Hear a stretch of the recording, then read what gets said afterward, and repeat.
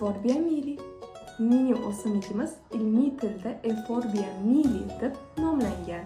Xalq orasida esa tikanli toj nomi bilan mashhur.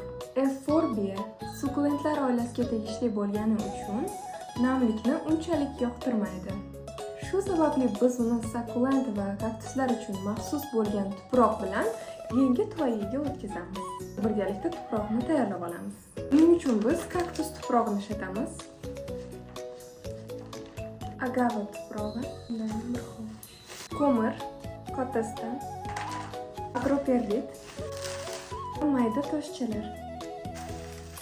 O'simlik tomirini ochib ko'ramiz. Bu tuproqda ham chuvalchanglar rosa ko'p ekan.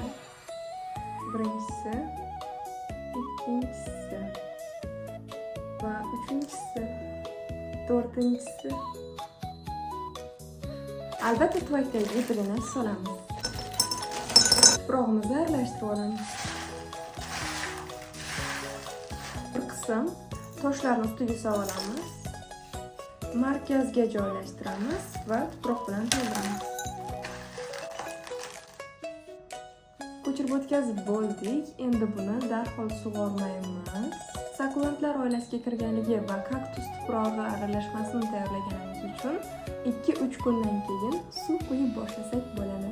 Bizni Roza Wonderlandda kuzatishda davom eting. Biz sizlarga har kuni xona gullari hamda ular haqida fakt va ma'lumotlar bilan har kuni bo'lishamiz.